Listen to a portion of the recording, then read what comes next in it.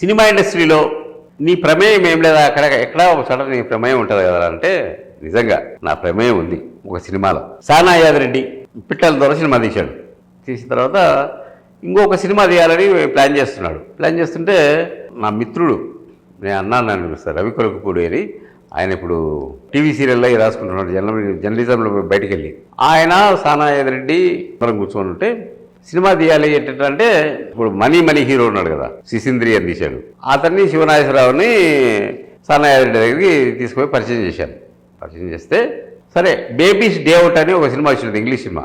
అప్పుడు ఆ సినిమా కథలు తెలుగులో తీస్తే ఎట్లుంటుంది, మంచి కామెడీ ఏంటి అని అనుకున్న టైంలో ఈ సినిమాకు ఎవరు హీరో అయితే బాగుంటుంది అని అనుకున్నప్పుడు శివనాగేశ్వరరావు చెప్పాడు, అమలా కొడుకు, ఆ నాగార్జున అమలా కొడుకు అఖిల్ చిన్నపిల్లడు, అప్పుడు అతన్ని పెట్టుకుందాము అంటే వాడు ఒప్పుకుంటున్నాను నాగార్జున అంటే, అడుగుదాము ఒక మాట అని శివనాగేశ్వరరావు వెళ్ళి ఆయన అడిగాడు. నాగార్జున అడిగి సబ్జెక్ట్ అయితే బాగున్నాయా, ఎవరో తీయడం ఎందుకు, మనమే తీద్దాంలే అని వాళ్ళే తీశారు. అంటే మంచి హిట్ అయింది సినిమా, మంచి కామెడీ ఉంటుంది. ఏబిఎస్, గిరిబాబు వీళ్ళందరూ అద్భుతమైన కామెడీ ఉంటుంది ఆ సినిమాలో.